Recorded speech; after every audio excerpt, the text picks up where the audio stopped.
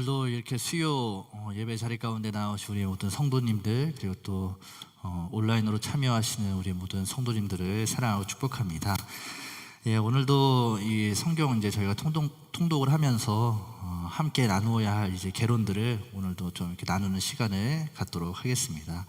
예, 아시다시피 제가 오늘 성경 통독을 했습니다. 예, 제가 이제 올라오면서 수고했습니다. 네, 이렇게 위로도 해주시고 또 격려도 해주시고 이제 그러한 인사들을 많이 해주셨는데 궁금하실 것 같아요. 이 통독의 소회를 잠깐 나누자면, 아마 이제 대표로 하신 분들이 걱정도 되시고 또 어떨까 이제 여러 생각들이 있으실 것 같아서 먼저 한 사람으로서의 소회를 나누자면, 첫 번째로는 은혜가 많이 되는 것 같습니다. 무엇보다 읽을 때에 이 성경의 이야기들이 그림처럼 그려지는 것을 경험하실 수 있을 겁니다. 그래서 이제 맡으신 부분들을 읽어가실 때에 그냥 이전에는 그냥 글로만 읽혔던 것들이 앞에 서서 이제 마음을 다하여 읽을 때 하나님께서 그 성경의 상황들을 이제 그려주시는 그러한 은혜들을 경험하실 수 있을 것 같습니다. 그리고 또 이렇게 겸손해지는 것 같습니다. 정말 연습을 했는데 했음에도 불구하고 이제 부족한 부분들을 이제 보게 하시면서 더 하나님의 은혜를 구하게 하는 그러한 시간들을 경험할 수 있었고요. 또 아울러서 무엇가 힘들까 이제 궁금하시다면, 서 있는 게 만만치는 않습니다. 그래서 운동 많이 하세요. 운동 많이 하고 오시면 아마 다 하실 수 있으실 것 같습니다. 그래서 여기에 서가지고 이제 읽어가실 때에 하나님께 주시는 은혜를 많이 경험하실 수 있고요. 또 아울러서 제가 개인적으로 아까 올라올 때 우리 한성신 전사님한테 이렇게 얘기했는데, 사울이 됐다가 바울이 되는 경험을 할 수 있다라고 얘기했습니다. 왜냐하면 눈이 뿌얘졌다가 떠지는 것을 여러분 경험하실 겁니다. 그래서 그러한 모든 상황들을 기대하시면서 잘 준비해 주시고, 그 말씀들 가운데 내게 주시는 이 은혜들을 잘 기대하시면서 준비하시면 아마 참 좋은 시간 될 거라 생각합니다. 그리고 또 아울러서 아직 신청하지 않으신 분들이 있으시다면, 또 한 번 했는데 나 한 번 좀 더 하고 싶다 싶으신 분들 계시다면 많이 신청해 주시면 감사하겠습니다. 오늘 레위기 말씀입니다. 지난주에 이제 함께 나누었던 것과 같이 이제 구약을 조금 이제 한번 나눠보고 시작하도록 하겠습니다. 이제 PPT 띄워주시면 될 것 같습니다. 빠르게 살펴보면 구약의 시대는 10가지의 시대로 구분되어 있다라고 말씀들 하는 분들이 계십니다. 창조시대, 족장시대, 광야시대, 정복시대, 사사시대, 단일시대, 분열시대, 포로시대, 귀환시대, 침묵시대입니다. 우리가 먼저 읽은 이 창세기를 창조와 족장의 시대라고 말할 수 있다면, 광야 시대의 말씀은 총 4개로 구성할 수 있을 것 같습니다. 바로 출애굽기, 레위기, 민수기, 신명기입니다. 곧 출애굽기를 통하여 이스라엘을 구원하시는 하나님을 우리가 만날 수 있고요, 레위기를 통하여는 이스라엘을 용서하여 주시고 또 나아가 예배로 다시 세워주시는 하나님을 여러분들 만나실 수 있고, 또 민수기를 통하여는 이스라엘의 참 많은 방황들이 이제 거기에 기록되어 있는데, 이 가운데서도 끝까지 동행해 주시는 하나님을 만날 수 있습니다. 나아가 신명기를 통하여서는 이제 이 이스라엘에게 다시 말씀해 주시고 다시 붙들어 주시는 이 하나님을 우리가 만날 수 있는 겁니다. 그래서 앞에 있는 이 PPT처럼 구원하시고 또 용서하시면서 예배로 세워주시고 또 끝까지 동행해 주시고 나아가 다시금 말씀하여 주시는 하나님을 이 광야 시대에 있는 4가지의 말씀으로 우리가 만날 수 있다라는 것을 우리가 기억하면 좋을 것 같습니다. 이런 광야 속에서 하나님께서 이스라엘 백성들에게 이러한 말씀 주셨구나 라는 것을 생각하고 여러분들 읽어가시면 아마 좀 좋으실 거예요. 제가 이 창세기부터 성경 통독을 하다가 고비가 되는 말씀들이 바로 이 레위기와 민수기이지 않겠습니까? 근데 이때에 이 개념들, 하나님께서 이 광야의 삶에서 이렇게 이스라엘 백성들과 함께 하시는구나 라는 것을 생각하면서 읽어가시면 조금 더 쉽게 넘어갈 수 있을 것 같습니다. 그중 오늘은 저와 함께 이 레위기와 민수기의 말씀을 함께 살펴보도록 하겠습니다. 이 레위기의 별명이 하나 있습니다. 별명이 있다면 바로 예배의 책이라는 별명입니다. 그 레위기는 하나님의 백성이 지켜야 할 예전적인 예배 그리고 실천적인 예배를 전하는 책이라고 할 수 있는 거예요. 이스라엘 백성들에게 그리고 오늘날 이 레위기를 읽어가는 우리들에게 전하는 책이 바로 이 레위기다라고 할 수 있습니다. 왜 레위기가 이렇게 예배에 집중되어 있을까요? 왜 하나님은 이 출애굽기를 정리하면서 바로 레위기를 좀 배치하셔가지고 우리가 결단하며 시작한 이 성경 통독이나 봉독 이런 것들을 항상 레위기쯤에 조금 이렇게 멈추게 하실까라는 이러한 의문들이 좀 생겨났습니다. 이 이야기 잘 읽다가 갑자기 이런 규례들을 던져주시는 이유가 무엇일까라고 생각을 해보게 되는 겁니다.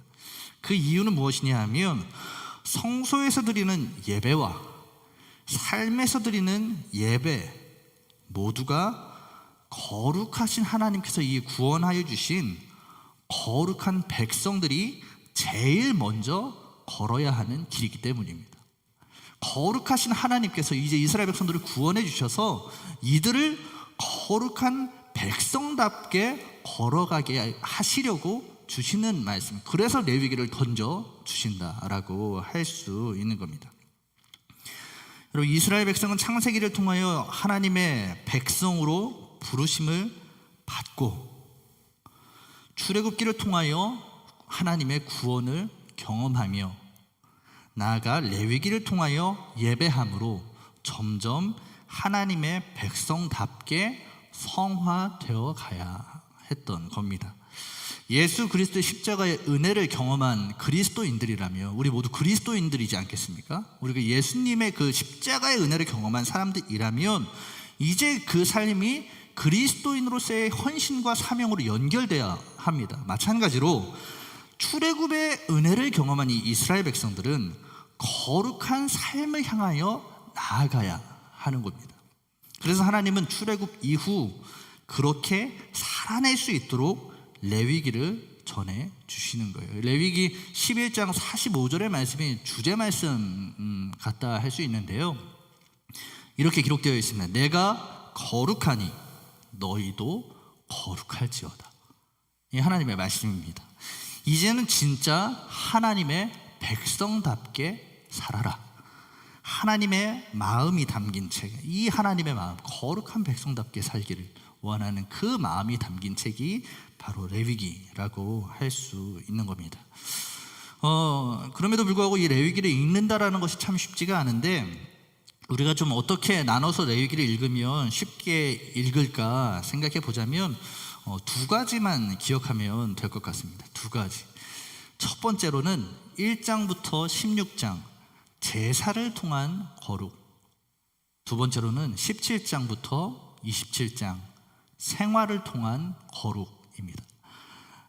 이것만 기억하시면 됩니다. 1장부터 16장은 성전에서 드리는 예배와 관련하여 하나님께서 알려주신다면 17장부터 27장은 실전에서 드리는 예배에 대하여 알려주시는 겁니다.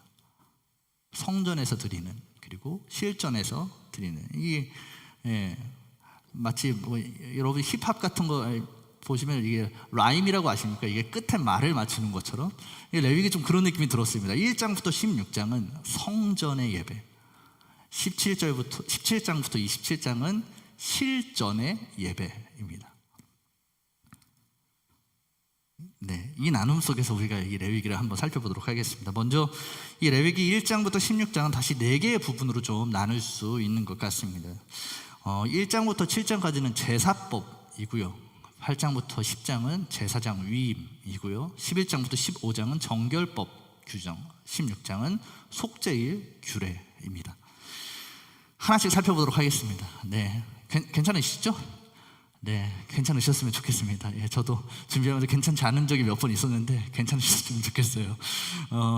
제사 종류, 제사는 뭐 다른 것도 뭐 다 중요하지만 이 제사만 잘 알면 되는데요. 제사는 종류 5개, 방식 4개라고 생각하시면 될 것 같습니다. 5개의 종류의 제사, 4개의 방식의 제사라고 할 수 있는 겁니다. 제사의 종류는 5개인데요. 번제, 소제, 화목제, 속죄제, 속건제입니다.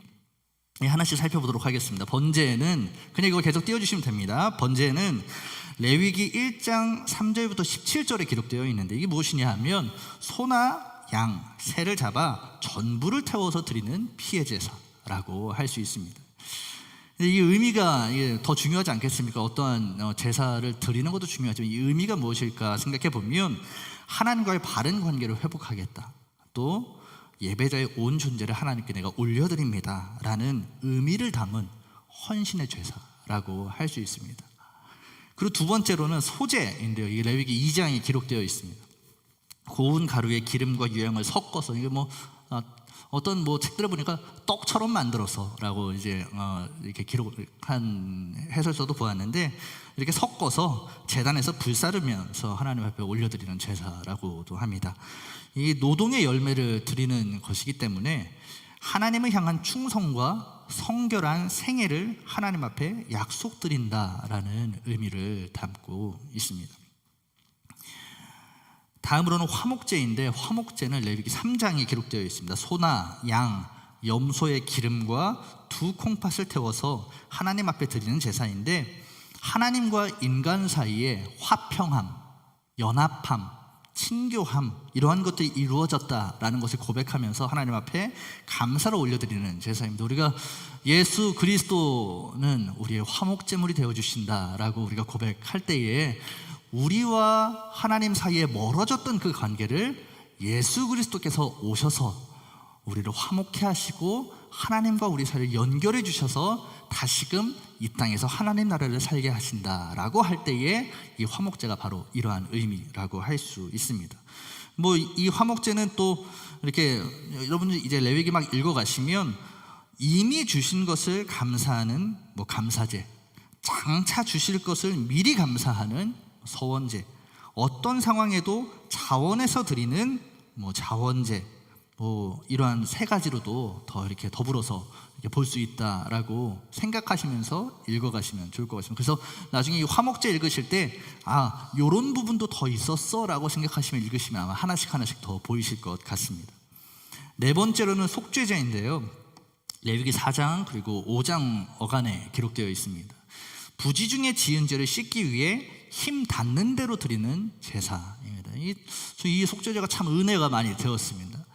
속죄제에서 중요한 건 무엇이냐 하면 힘 닿는 대로 드린다라는 것에 의미가 있다 합니다. 힘 닿는 대로 드린다.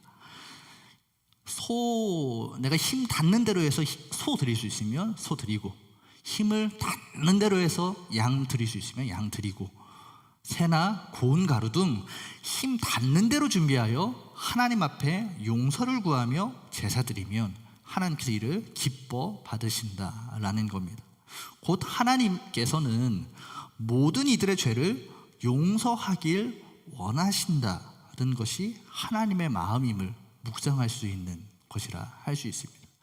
여러분, 힘 닿는 대로를 잘 기억하시길 소망합니다. 이게 하나님께 우리가 헌신하고 하나님 앞에 올려드린다라는 그 고백들은 그냥 이 정도, 이만큼 기뻐하시겠지가 아니라 힘 닿는 대로입니다. 우리가 살아갈 때에 힘 닿는 대로 하나님 앞에 올려드리며 힘 닿는 대로 하나님 찬양하며 살아가는 저와 여러분도 되셨으면 좋겠습니다. 마지막으로 속건제입니다. 이 레위기 5에서 6장 어간이 기록되어 있는데요, 누가 성물이나 이웃의 물건을 탐하여 범죄했을 때에 드리는 제사입니다. 순양으로 속건제를 드리고 5분의 1을 더해서 보상하는 것이 이제 룰이라고 할 수 있습니다. 이 중요한 것은 교회나 이웃에게 해를 입혔다면 하나님께 용서를 구하는 것은 그건 당연한 겁니다. 하나님께 용서를 구하는 것 당연하고, 피해를 입힌 자에게도 용서를 받아야 한다라는 거에 의미가 있습니다. 이 옛날에 여러분 저 별로 좋아하진 않았는데 밀양이라는 영화 아십니까? 네, 하나님께 용서 받았습니다 하면서 이제 나는 다 용서 받았습니다 이렇게 얘기하는 것들을 꼬집는 영화였는데, 더 나아가는 겁니다. 그리스도인은 하나님 앞에 죄를 지은 것들이 있다면 하나님 앞에 겸손하게 용서를 구하는 것뿐만 아니라 끊어졌던 관계, 무너졌던 관계까지도 회복하기 위하여 한 걸음을 이웃에게 내디는 것이 그리스도인의 삶이라고 제사라고 할 수 있는 겁니다. 관계의 회복을 위해서 그리스도인답게 하나님의 백성답게 노력하는 것을 하나님께서 원하신다라고 할 수 있는 겁니다. 이게 레위기에서 말하는 제사의 종류 5개라고 할 수 있습니다. 번제, 소제, 화목제, 속제제, 속건제입니다. 이 방식 4가지가 또 있습니다. 바로 화제, 거제, 요제, 전제입니다. 이거 빨리 보도록 하겠습니다. 화제는 불태워 드리는 제사, 거제는 하나님 앞에 위로 제물을 높이 올렸다가 아래로 내려드리는 제사, 그리고 요제는 제물을 들어서 위아래로 막 흔들어서 드리는 제사, 그리고 마지막 전제는 하나님의 제단에 부어서 드리는 제사가 바로 이 방식 4가지라고 할 수 있습니다. 그 레위기에 기록된 제사는 5가지의 종류, 제가 계속 복습하시고 기억하시라고 계속 얘기하는 겁니다. 번제, 소제, 화목제, 속제제, 속건제를 4개의 방식, 화제, 거제, 요제, 전제를 통해 하나님 앞에 드린다라고 할 수 있는 겁니다. 하나님은 이렇게 이제 제사의 종류와 방식을 이스라엘 백성들에게 세밀하게 알려주십니다. 근데 이게 레위기 첫 번째 부분에 기록되어 있어요. 저는 이것도 하나님의 의도가 담겨 있다 생각합니다. 하나님께서는 무엇보다 예배를 중요하게 생각하시는 겁니다. 여러분, 신앙생활을 해 나가서 혹시 신앙이 무너지거나 흔들리실 때, 또 내가 더욱더 하나님을 붙들기를 원하실 때 다른 것보다 먼저 예배를 회복하시는 우리 성도님들 되시기를 간절히 소망합니다. 뭔가 내가 이 슬럼프를 해결하기 위해서 무언가 다른 거를 해봐야지, 다른 걸로 풀어봐야지, 그걸로 아무것도 될 수가 없습니다. 하나님께서 출애굽한 이스라엘 백성들에게 제일 먼저 알려주신 것은 예배는 이렇게 회복해라 였습니다. 바라기는 우리 상동 성도님들이 이 어려운 시기 가운데에 나의 예배, 그리고 우리 상동교회 예배를 온전히 회복해서 하나님께 큰 영광 올려드리고 또 더욱더 견고하게 세워지는 하나님의 백성들 되시기를 간절히 소망합니다. 이어서 8장부터 10장의 이야기를 함께 나누려고 하는데요, 제가 오늘 통독을 해서 그런지 말이 굉장히 빠른 것 같은데 빠릅니까? 괜찮으세요? 네, 그럼 그냥 이렇게 가도록 하겠습니다. 8에서 10장은 이 제사장 위임에 관련한 이야기입니다. 그냥 이거는 대충 이러한 이 내용이 있다라고 좀 말씀드리면, 8장은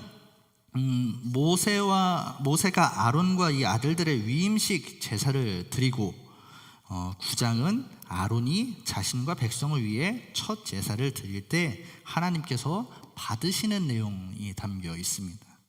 그런데 놀라운 것은 10장에서 나답과 아비후가 다른 불로 하나님께 제사를 드리면서 이를 통해 그들이 죽음을 맞이하는 장면이 기록되어 있습니다. 제사장 위임만 기록하신 게 아니라 다른 스토리를 하나 넣어두신 거예요.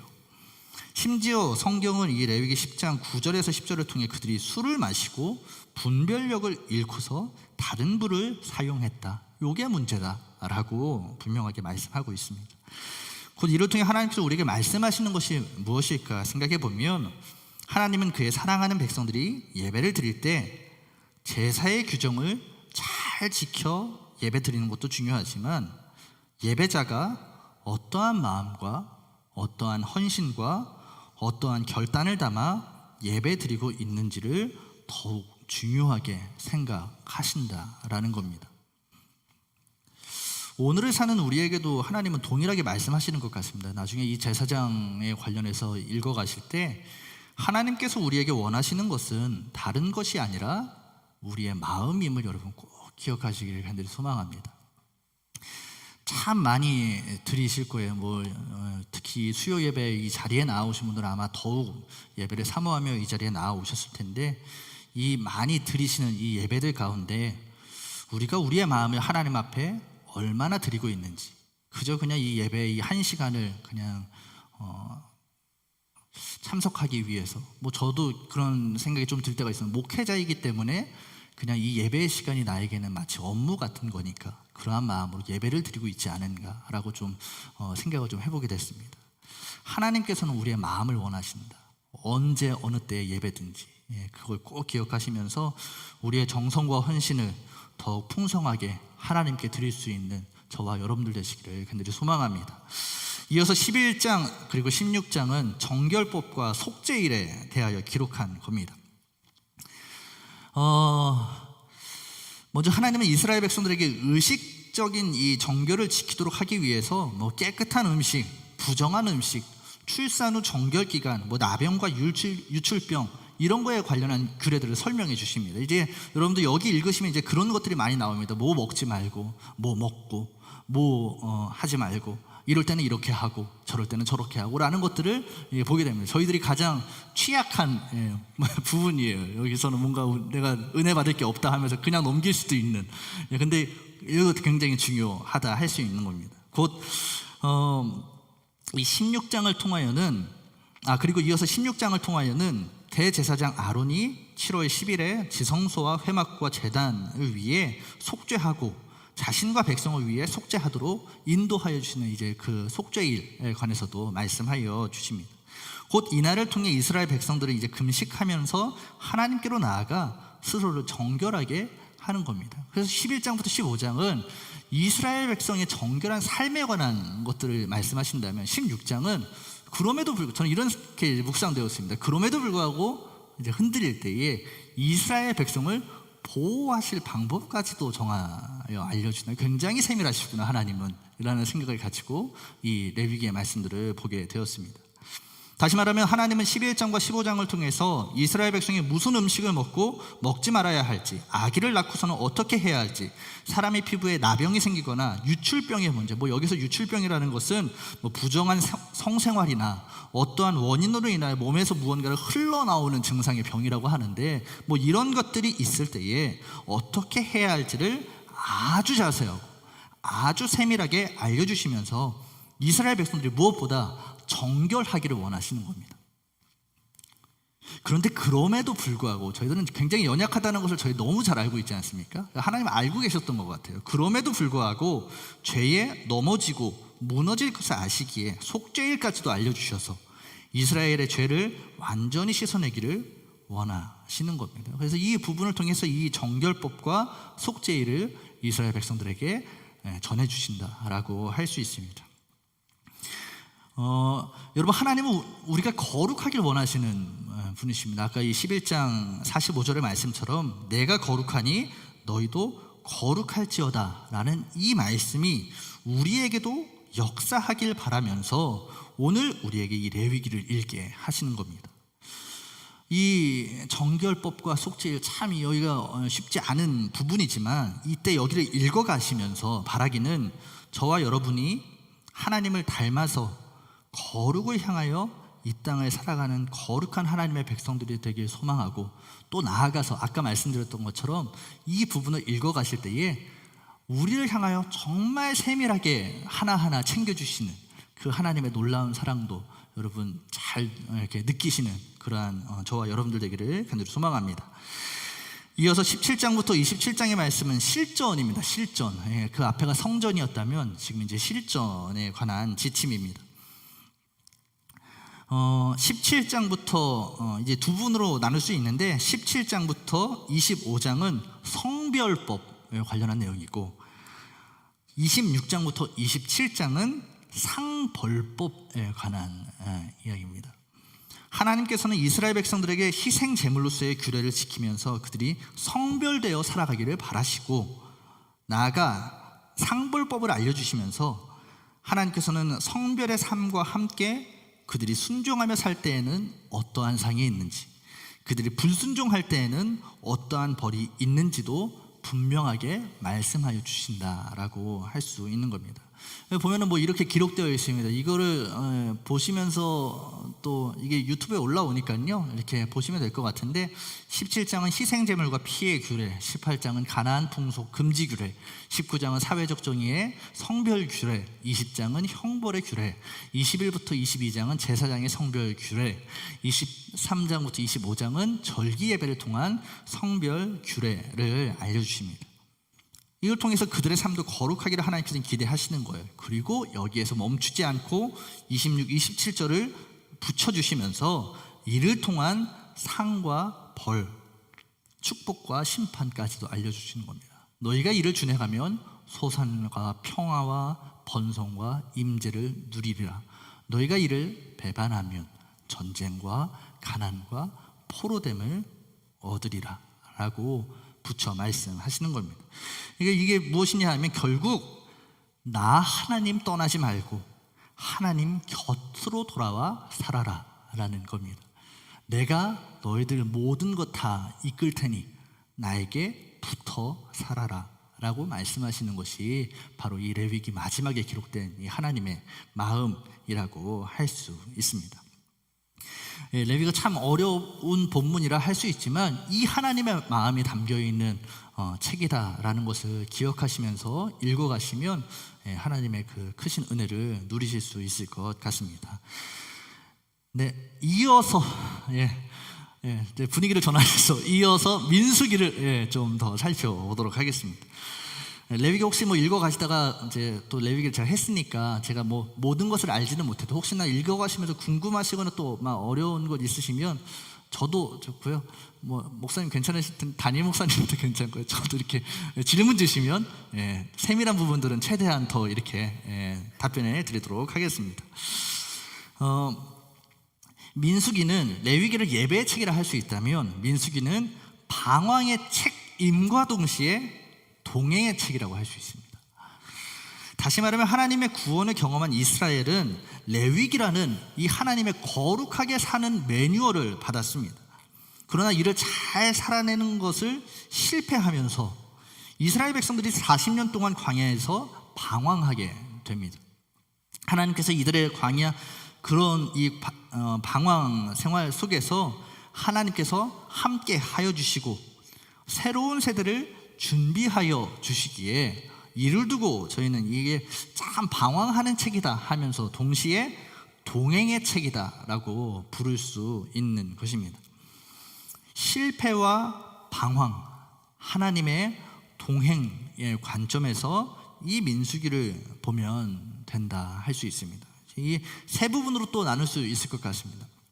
첫 번째 1장부터 10장은 광야 1세대 이야기, 11장부터 25장은 광야 여정 이야기, 26장부터 36장은 광야 2세대 이야기입니다. 뭔가 이렇게 광야 여정 이야기 가운데 딱 두고 뭔가 이렇게 대칭해 둔 것 같은 그러한 느낌이 드는 이 민수기라고 할 수 있습니다. 살펴보도록 하겠습니다. 먼저 광야 1세대 이야기가 기록되어 있는데요. 이를 다시 두 부분으로 좀 나누자면 1장부터 4장은 1차 인구조사, 그리고 5장부터 10장은 1세대 준비 이야기라고 할 수 있습니다. 광야 1세대의 인구를 조사하고 회막을 중심으로 동서남북으로 진을 배치하며 레위인들에게는 업무를 분장하는 내용이 기록되어 있습니다. 또한 그들의 행군에 있어서 하나님께서 부정한 자를 분리하시고 나실인의 서원도 기록해 주시고 지휘관의 헌물 및 레위인의 헌신을 받으시고 나서 이스라엘을 인도하여 주시는 이 내용들이 담겨 있습니다. 다음 페이지 한번 이게 성경에 기록되어 있는 이게 그 구성입니다. 성막을 앞에 두고 오른쪽에는 이사갈, 유다, 스불론, 남쪽에는 갓, 루벤, 시므온, 서쪽에는 베냐민, 에브라임, 므낫세, 북쪽에는 납달리, 단, 아셀. 하나님을 중심으로 뭉친다라는 것이 바로 그 의미가 담겨 있는 것이라고 할 수 있습니다. 또 다음 보면은 이거는 이제 행군할 때 순서인데요. 다 중요하지만 전 제일 중요한 건 저희 언약궤라고 할 수 있습니다. 하나님이 앞장서시는 거라는 겁니다. 이 광야의 여정은 내가 앞장서 간다라는 것을 기억하는 것이 이스라엘 백성들이 꼭 기억해야 할 부분이었습니다. 한마디로 이 1세대 이야기에서 하나님은 우리에게 이 이스라엘 백성들의 정체성이 좀 변화하는 모습을 보여주시는 것 같습니다. 다음이요. 애굽 살이를 할 때의 노예의 삶이었다면 출애굽하면서 하나님의 백성으로 거룩하게 거룩 매뉴얼을 쓰면서 거룩한 백성으로 만들어가고 이제는 민수기를 통하여 하나님의 역사 가운데 하나님의 군사로 세워가는 그 과정들을 우리에게 보여주시는 겁니다.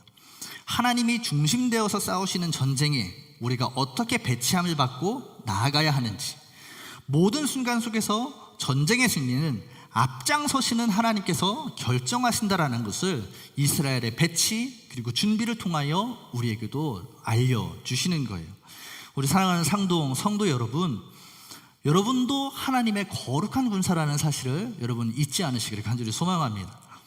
예수 그리스도를 믿음으로 말미암아 이 땅을 살아가는 우리의 정체성도 분명하게 좀 바뀌었습니다. 이전과 같은 노예의 삶, 종의 삶, 세상의 어떠한 가치 가운데 짓눌리는 삶이 아니라 하나님은 우리를 거룩한 백성으로 불러주셨고 하나님의 군사로 세워주셨다라는 겁니다. 그리고 이 하나님의 군사는 다른 것 아니라 오직 하나님을 중심에 두고서 진을 구성하고 하나님의 말씀을 앞장 세워 나아갈 때에 분명하게 승리한다라는 이 사실 기억하면서 오늘 이 1장부터 10장을 이 믿음으로 읽어가시는 저와 여러분 되시기를 간절히 소망합니다. 이게 이 민수기를 읽으실 때도 아마 어디는 몇 명이요, 어디는 몇 명이요, 오른쪽에 어디 누가 있고 왼쪽에 누가 있고 막 이런 것들이 써서 그냥 흘러가시기 참 쉬운데 그 중심에 하나님을 두고 이렇게 배치하시는구나. 내 삶도 하나님을 중심에 두고 살아야 하는구나 라는 것을 묵상하시면서 여기를 잘 읽어가시면 은혜가 될 것 같습니다. 이어서 민수기 11장부터 25장의 이야기는 광야 여정 이야기입니다. 그런데 사실 이 광야의 이야기는 모두 실패한 이야기입니다. 총 4개의 실패 이야기가 기록되어 있다 할 수 있는데요. 첫 번째로 바란 광야에서의 실패 이야기 11장부터 12장인데 이스라엘 백성이 하나님을 원망하고 미리암과 아론도 모세에게 반기를 들어버리는 실패 이야기. 가데스에서의 실패 이야기는 13장부터 19장에 기록되어 있는데요. 이스라엘 백성이 가나안 정탐 이후에 원망하고 아이고 어떡합니까, 저기 갈 수가 없습니다, 애굽에서 죽거나 여기서 죽는 것이 훨씬 낫겠습니다 라고 원망하는 장면. 그리고 고라와 지도자들이 반발하는 실패 이야기가 기록되어 있습니다. 신광야에서의 실패 이야기는 모세가 반석을 쳐서 물을 냈다가 하나님께 책망을 받고 마는 실패 이야기. 모압에서의 실패 이야기는 이스라엘이 요단 동편에 진입했지만 시딤에서 우상을 숭배하면서 다시금 실패하는 이야기가 기록되어 있습니다. 이처럼 이 민수기 11장부터 이 25장에 기록된 모든 이야기는 사실 실패의 모음집이라고 할 수 있을 것 같습니다. 기적적으로 출애굽하고 시내산에서 언약을 세우고 또 성막과 또 제사법도 받고 군대 조직까지 했음에도 불구하고 행진하자마자 실패를 경험하고 마는 겁니다. 다음 한번 보여주실래요? 이거 여러분 많이 보셨을 겁니다. 이렇게 쭉 올라가서 그냥 갔으면 되는데 여기에서 실패하게 되면서 삥 돌아서 더 이제 방황하게 되는 그러한 이야기들이 성경에 기록되어 있습니다. 그리고 이러한 실패들은 모두 광야에서의 이제 40년 방황으로까지 더 많이 이어지게 되었습니다. 풍요로운 애굽 땅에서 살다가 하루아침에 광야에 들어오고 광야에서의 방황을 반복하면서 1세대 이스라엘은 그만 하나님의 약속의 성취를 앞에 두고 광야에서 끝을 보고 만 것입니다. 이것이 바로 이 11장과 25장까지 기록된 호기롭게 출발한 1세대 이스라엘의 실패 이야기라고 할 수 있습니다. 이를 통해 우리가 다시금 분명하게 알 수 있는 것이 하나 있다면 이 광야 여정은 하나님을 온전히 신뢰할 때에야만 걸을 수 있다라는 겁니다. 1세대 이스라엘 백성들은 이 부분을 간과하고 다른 곳에 시선을 두면서 끝맺음을 맺게 되었습니다. 생각해보면 우리의 삶도 그렇습니다. 종종 우리는 광야와 같은 삶을 살고 있다라고 말합니다. 저도 이렇게 고백해요. 참 광야와 같다 우리의 삶은. 근데 그러고 보면 광야랑 우리의 삶이 많이 비슷합니다. 어디로 가야 할지 잘 모르겠습니다. 길이 어디인지 잘 모릅니다. 그리고 끊임없는 유혹이 도사리고 있습니다. 끝이 어디인지, 무엇이 더 나은 선택인지를 알기가 어렵습니다. 광야와 우리의 삶이 참 비슷하다 할 수 있어요.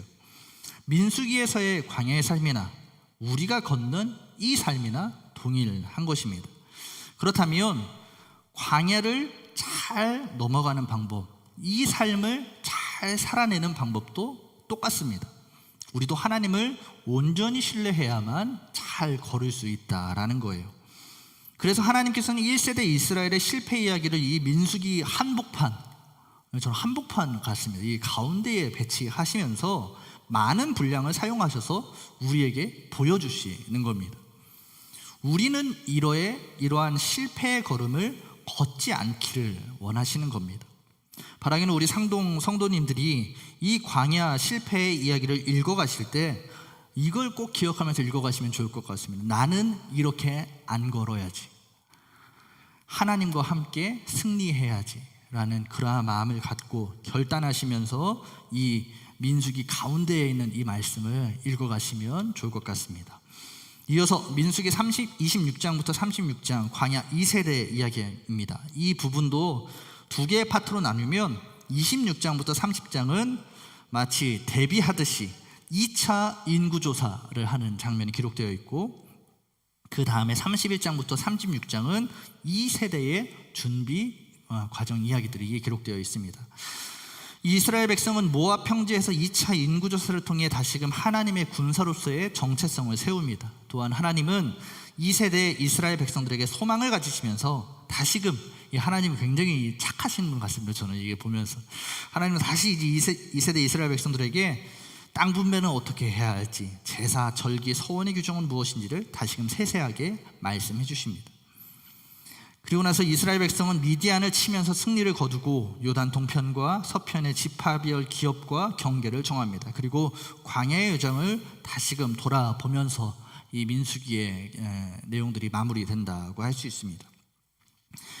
이 민수기의 마지막 부분을 통하여 우리가 분명하게 알 수 있는 것은 아까 말씀드렸던 것 같이 출애굽기와 광야의 여정은 다른 것 아니라 이스라엘 백성이 하나님과 동행하고 있는가에 모든 결과가 담겨 있다고 할 수 있습니다.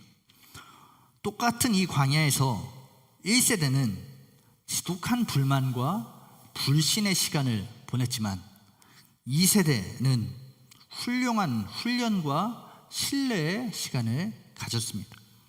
사실 광야는 너무도 힘든 시기인 것처럼 보이지만 그럼에도 불구하고 하나님께서는 이스라엘 백성들을 사랑하셔서 만나와 메추라기로 먹여주시고 구름 기둥과 불 기둥으로 보호하시며 그 백성이 하나도 상하지 않게 인도하여 주시는 분이셨습니다. 곧 우리의 삶도 광야와 같이 참 힘든 시간 같지만 사실 하나님은 한 번도 우리를 떠나지 않으셨습니다. 우리를 가장 좋은 길로 인도하여 주시는 겁니다. 그 길을 가는가, 그 길을 가지 못하는가는 하나님이 아닌 오직 우리의 믿음과 신뢰에 담겨 있다 할 수 있는 겁니다. 사랑하는 우리 성도 여러분, 바라기는 우리가 더욱 우리 주님을 잘 믿으며 걸어가는 거룩한 백성들 되기를 간절히 소망합니다. 끊임없이 찾아오는 유혹과 공격들 속에서 과거의 죄된 모습들, 이전에 주님 없이 살면서 막 좋았던 것들에 흔들려서 좌절하고 무너져 버리는 것이 아니라 우리에게 예비하고 계시는 젖과 꿀이 흐르는 가나안, 영원한 하나님 나라를 소망하면서 오늘도 하나님의 이 돌보심을 풍성하게 누리고, 특별히 이 민수기를 읽어가실 때 이 하나님의 돌보심을 더 크게 경험하시는 저와 여러분들 되시기를 간절히 소망합니다.